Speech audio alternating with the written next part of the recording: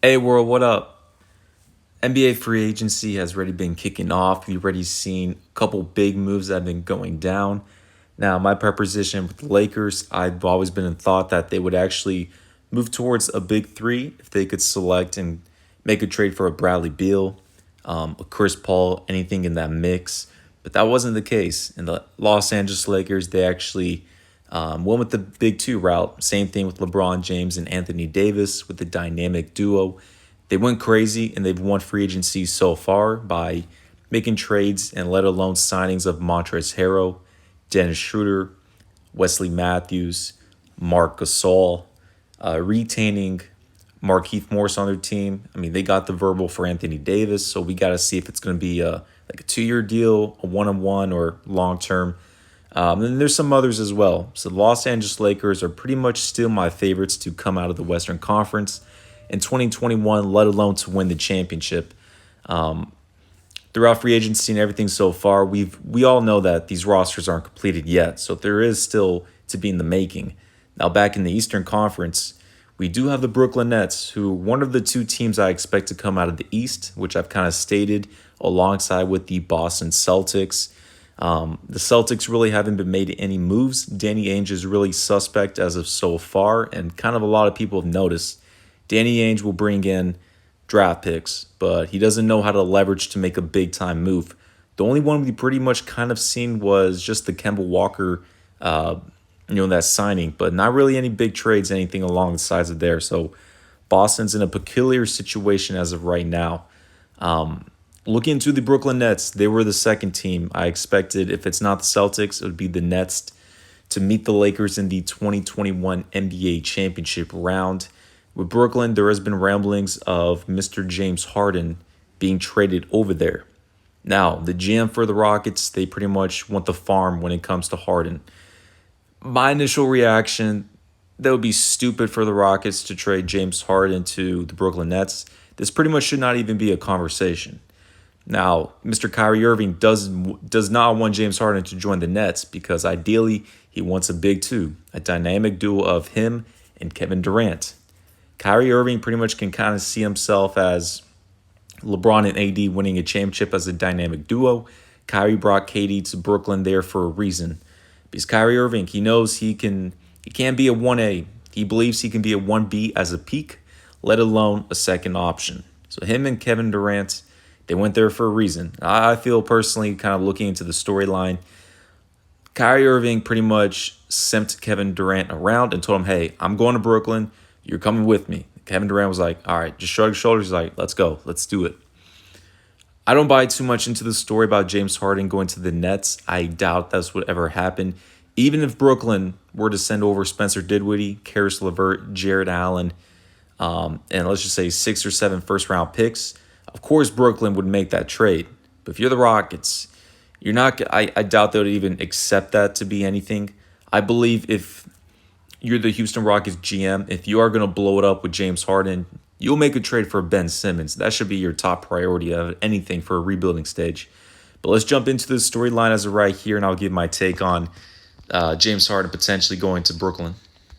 Rockets were to decide to move on from Harden, the Nets are at the top of his list of potential teams and are also a team that could offer the Rockets enough to make the deal happen, pairing him with Durant and Kyrie Irving.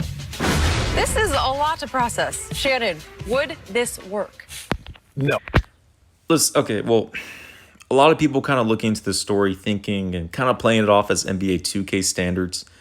Ideally, and if you've been looking over my past videos, I've stated whenever it comes to Mr. Kyrie Irving and Kevin Durant, if they're looking to bring in a third star, that star has to play a Chris Bosh type role in Miami. So, for example, and I've always stated, LaMarcus Aldridge will be the perfect star player to play alongside them. Now, LaMarcus Aldridge in the Western Conference, he's not an all-star anymore. If he were moved over to the East, I expect he could probably make one last all-star team because the East is pretty much depleted. There's not superstars out there. I mean, you only have like Giannis, Joel Embiid. Then the other, you have Jason Tatum, Ben Simmons, Trae Young, Bradley Beal. Not really many cats out there. I mean, Jimmy Butler. Whenever it comes to the Brooklyn Nets, listen, you got Kyrie Irving, you got Kevin Durant. He's a point guard. He's a small forward. They need the ball in their hands. Now the Brooklyn Nets, they're playing more of an isolated basketball half-court set. So basically, you're going to have 3-and-D shooters out there. Kevin Durant and Kyrie are pretty much just going to pull up mid-range, go to the basket, and they'll give you 30 a night each. That's what the whole offense is going to be based on them. I think Steve Nash will still keep it that way, but more of an tempo, 7 seconds or less basketball offensive set with Mike D'Antoni as an assistant. But basically, you don't need a Bradley Beal or a James Harden on the team. Now, if you bring in James Harden, you'll make things work out. I mean, Kyrie Irving is going to have to be the third option now. James Harden will pretty much have to be the true point guard with the ball in his hands. And Kevin Durant and James Harden are going to go to work. Kyrie is going to be pretty much the one kind of, that's going to take the most of the heat. He's going to have to sacrifice the most. But ideally, LaMarcus Aldridge, I think, is the best fit for a third option. He can run the 4 at 5 at times, kind of like that Chris Bosh type role. He doesn't need the ball in his hands as much. And any specific night, he can go off for 30, 35 points, especially in the playoffs. He's proven that before with the Spurs from time to time. Ideally, that's how I see things, but basically, if the Brooklyn Nets right now, it makes sense since the Rockets are trying to ship James Harden, and James Harden has shown one of his top 3 franchises to play with is with Mr. Kevin Durant in Brooklyn. And alongside, James Harden wanted to go to Brooklyn, Miami, or Philadelphia. Brooklyn being number 1 on the list. So if you're the Nets, of course, it's not the best type of fits, but you make that happen. If you can get 2 superstars in Harden and Kevin Durant and 1 star player in Kyrie Irving, you do whatever you got to do. You give them the quote-unquote, you give them the farm, you throw away draft picks for the future, and you build off those big 3. Now, that right there would be a specific big 3 in the NBA. The only last big 3 we did have was LeBron James, Chris Bosh, and a prime D Wade. Kind of falling after that was whenever Kevin Durant joined a prime Steph Curry and a Klay Thompson, and then now this would be on another level, for all 3 of these players. But I doubt this would. I doubt that will go through. Houston would have to be on crack. It would be asinine if that happened. I don't see that happening. I think it's going to be Kyrie and KD kind of running things through. I've been talking too much. Let's jump a little more with Mr. Shan Sharp. Absolutely not. Skip, it sounds good on paper. Oh, man, James Harden, Kyrie, KD. But, Skip, you got 3 guys that have 3 of the 16 highest usage since the merger. Now, last year, James Harden, before he paired with Russ, he was either first or second in usage. Last year, he was third. He dropped all the way down to third.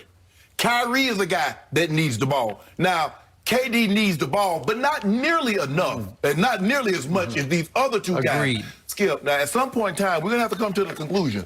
It's not everybody else's fault that plays with James Harden. Dwight Howard, he couldn't make it. Chris Paul, he couldn't make it. Russ, he couldn't make it. At some point in time, the common denominator is still James Harden. Kyrie's complaining about the ball with LeBron. LeBron is way more of a willing passer of the basketball than James Harden. And now you're going to put all 3 of these guys together, Skip, and you're going to give up Dinwiddie, LeVert, Jared Allen. I would no how do this. And I mean, no way, no. Well, pause there for a second. Listen, if you're Brooklyn, easily in a heartbeat, you make that trade. I mean, Spencer Dinwiddie, Jared Allen, Karis LeVert, young potential, great players. I don't see any true star players out of any of them. There'll be, if anything, I doubt any of them ever make an all-star game appearance. Let's be real about that. You trade what you got to do to get a top 5 player in the NBA and James Harden. Now, ideally, the games won't really fit. Of course, you would start Kyrie, James Harden with Kevin Durant, and then, veteran-type players. And you can start them the first 6 minutes of the ball game. And then, during the second quarter, let's just say you just have Kyrie Irving out there with the second unit. And you pretty much you'll play them throughout the game to where at least 2 of those 3 players will be on the court together. The only time all 3 would be together whenever they're starting in the first half, second half, let alone in the final minutes of the fourth quarter. So a lot of people, when they think, you have these 3 players, Kyrie, KD, and James Harden, that they're all 3 going to be on the court at the same time. I mean, that's where Steve Nash comes in, that's where Steve Nash comes in with Mike D'Antoni, the assistant coaches, and you just make a rotation plan to where you'll start the game with James Harden and Kyrie, but after that, whenever Kyrie sits down early, you can have James Harden and Kevin Durant, run towards most of the quarter.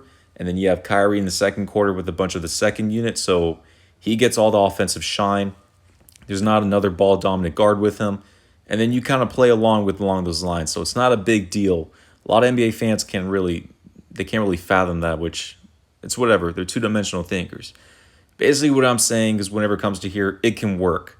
Ideally, Harden wants to give you 35, 40 a night. He wants to be a top 2, top 3 NBA player, an MVP.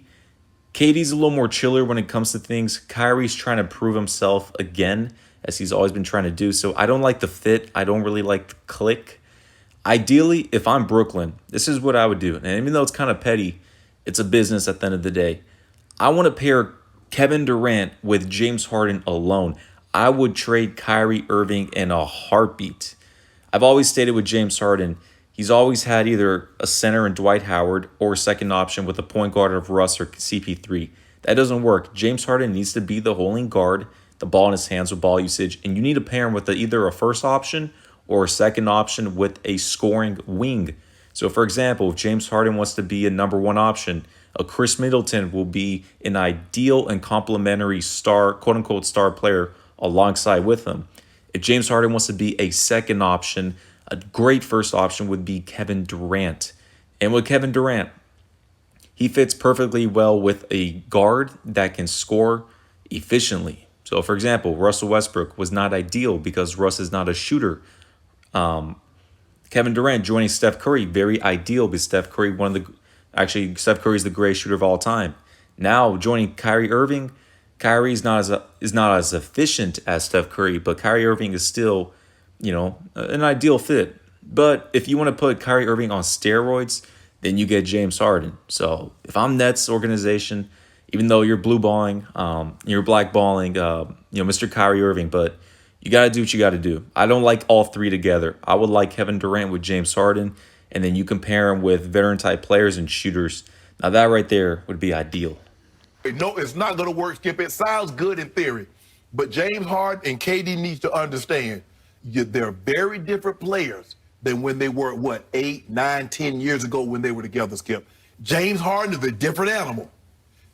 He doesn't see himself as the third best player on a team. He does not. Kevin Durant is a different animal. He doesn't see himself as just a guy on the come. Well, James Harden would not be the third best player. We all know this. James Harden would either be 1A or 1B. Kevin Durant does have a beta personality and not being an alpha. So Kevin Durant, even joining the Warriors, he was fine taking that heat. Well, not really fine with it, but he had to do it. He was fine joining Steph Curry's kingdom.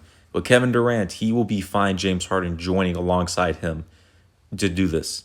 Now, if you're James Harden, internally, you want to be paired with Kevin Durant alone. James Harden would trade Kyrie Irving in a heartbeat and just have 3-and-D shooters alongside him, ideally. Kyrie Irving, we've always heard the rumors and reports. He doesn't want James Harden to join, which is very common and makes sense. Kyrie Irving either wants to be a 1B, let alone a second option to play alongside a dynamic duo of Kevin Durant. If Kyrie Irving were on the team with James Harden and Kevin Durant, Kyrie Irving would have to sacrifice so much to where he is an introverted type person. He would not fit in that clique, let alone this will be pretty much a hit to his legacy because this will get the big three of Miami Heat that treatment. Everyone will be hating on the Brooklyn Nets, and Kyrie Irving is hated enough as it is, and it's not justifiable for him to be a third option. Kyrie Irving won a championship as a second option, and he was pretty close to getting Finals MVP with LeBron. Even though LeBron led in all statistical categories, but Game 5, 6, and 7, Kyrie Irving was up there. But, of course, LeBron took it through. So if you're Kyrie Irving, of course you don't want James Harden. Now, again, if you're James Harden, if you're the Nets and Kevin Durant, ideally, I think you need to go the route of focusing Kevin Durant with James Harden alone. Now, if you have those two together, they're going to be favorites to win the championship. Now, if you have Kyrie and just Kevin Durant alone, I expect them to be, they can come out of the East. That's a good goal, but they're not winning the championship this season. You got to do more work upon it. It ain't working. You know it's not going to work. It sounds good. You just wanted to get together so you think they can take down my guy. But my guy is an emperor. Is he? Yeah. He's an aging emperor. Don't do that, Skip. Don't do that. Okay, so my first question is this. Kyrie and KD are childlike to me. They're like besties, but they're like I'll give them like college-like. Let's do that. Yeah. And Real quick, and I'll let Mr. Bayless continue. Kyrie Irving is an introvert. Not a lot of people understand him in this day and age of social media and yada, yada, yada. Kyrie likes to stick to himself. He's not really outgoing. He doesn't hang out with LeBron James in Cleveland outside of basketball and all that stuff and fit in that quote-unquote clique in that spotlight, for example. But whenever it comes to Kyrie Irving and Kevin Durant, they are an ideal fit together. Now, there has been quote-unquote toxicity when it comes to both of them. And, we've heard with Kevin Durant, his burner accounts, people are hating on him. Same thing with Mr. Kyrie Irving. So it feels like these are two negatives. These are two, toxic players that are coming together, which I still expect them to win one championship in the next 2 to 3 seasons. It's going to be neat and gritty, but they'll still get it through with that talent. it's like, hey, we saw that video of them up in the hallway up at the All-Star game. Right. We could get 2 maxes under the cap in Brooklyn. Right.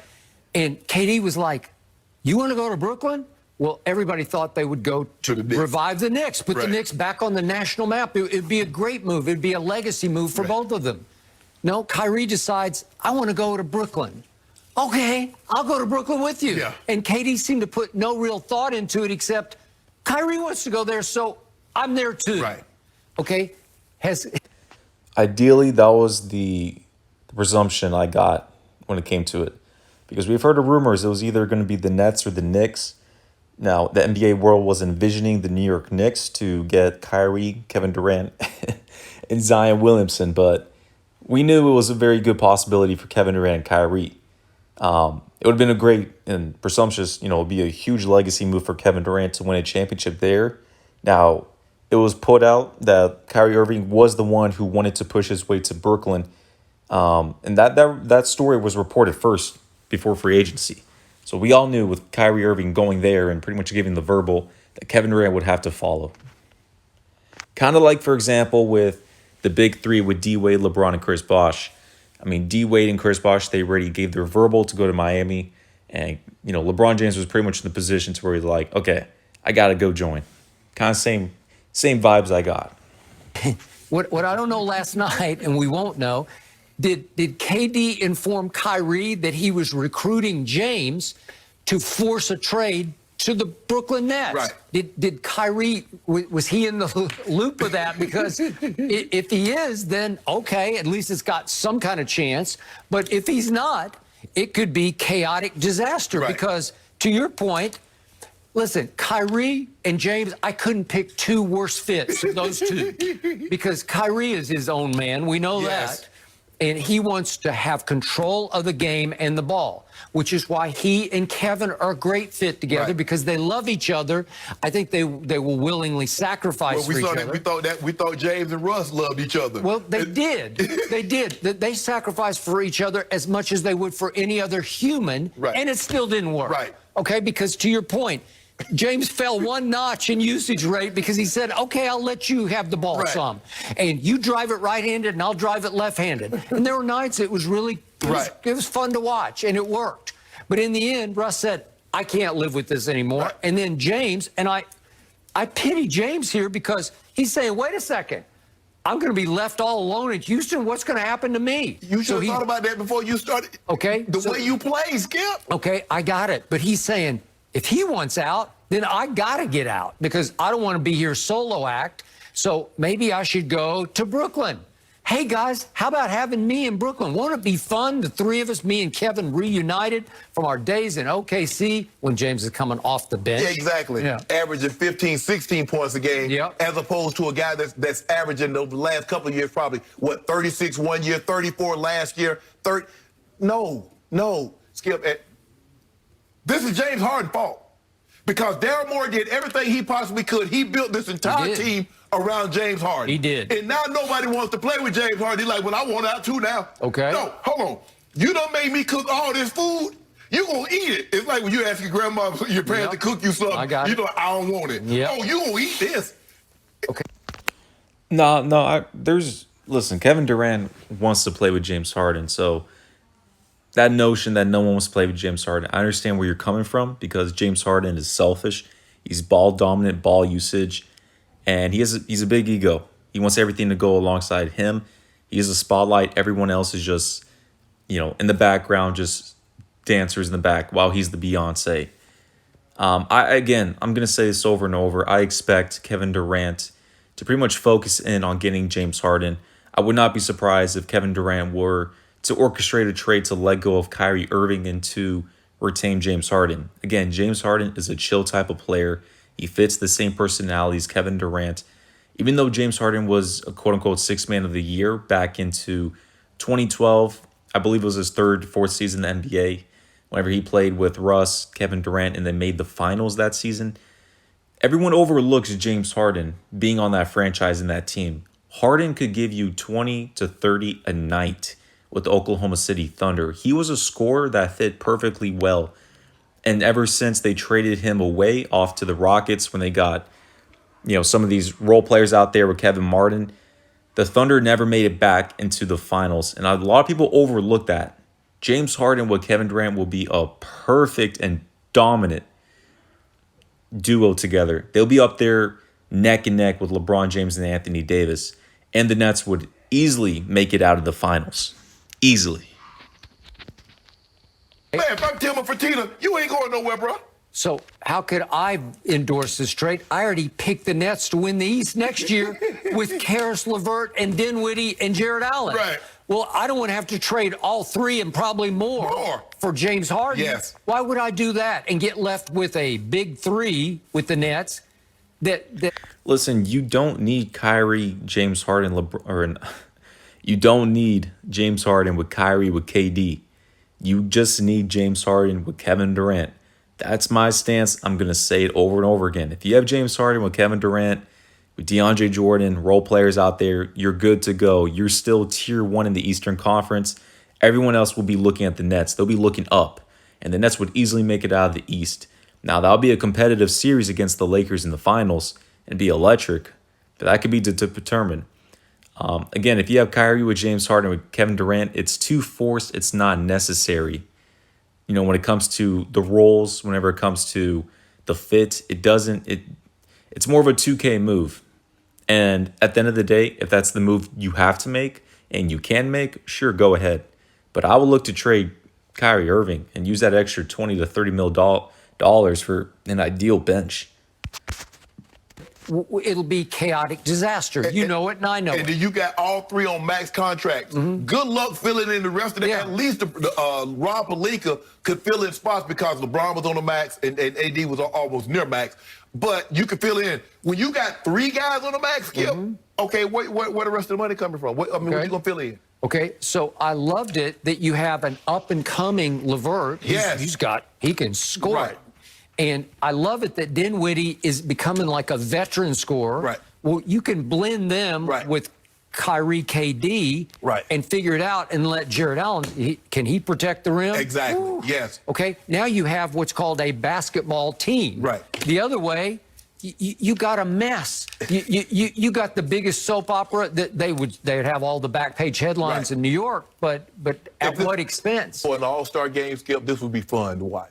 KD, Kyrie, and James Harden on the all-star team, that sounds good. But a real basketball game where they're not going to just let you get up and down. Okay, just let them get up and down. Nobody play no defense. With free agency ready in the mix and these max contracts are pretty much settled with these new players and new franchises, there's not really a true home for James Harden. There's a couple teams like the Philadelphia 76ers, and I think that would be pretty much the top priority if you're Houston. You can let go of James Harden, you can get Ben Simmons, draft picks, etc., etc. I think that's the best move if you're trying to rebuild. And then you make a second trade for Russell Westbrook. It's kind of a little late in free agency, but you can get either picks for him or kind of young cats along that. Maybe an expiring contract. Who knows? But besides that, you're not going to trade him to Miami. They're trying to look towards a Giannis Antetokounmpo free agency. Maybe they know something's in the works. Who else are you going to trade James Harden to? There's really no contending teams.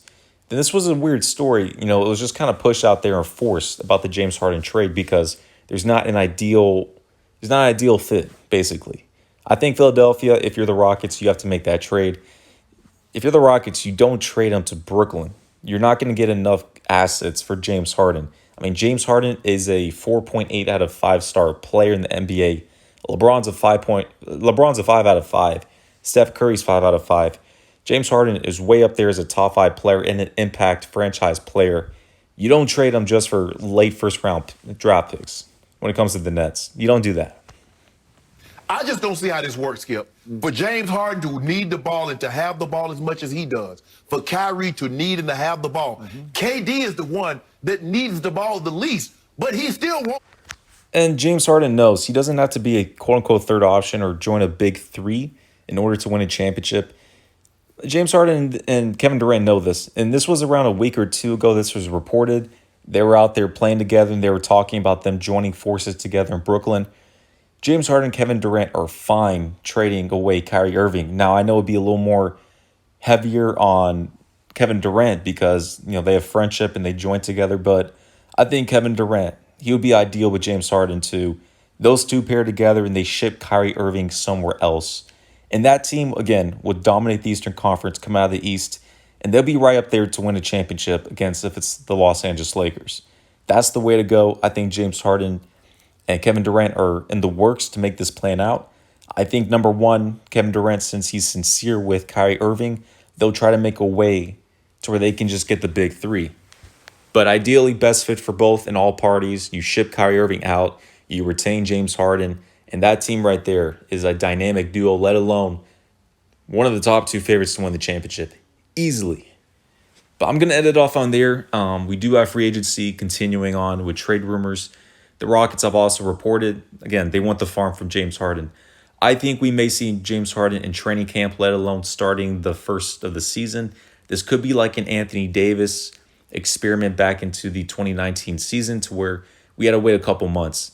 And it looks like it's starting to trend that direction. I mean, the Rockets just signed DeMarcus Cousins, so they may have to run Russ with James Harden and DeMarcus Cousins in that group for the first half of the season. Maybe during the trading deadline, more of the other teams are going to get desperate to get Harden and Russ, and they'll throw more picks in a better package.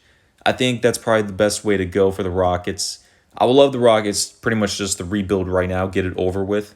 Especially trade for Ben Simmons, but I kind of expect the Rockets with Harden and Russ, since there's not a big market out there for both of them for different specific reasons. I think we're probably going to see the Rockets kind of stay put till the trade deadline, but we'll take it step by step.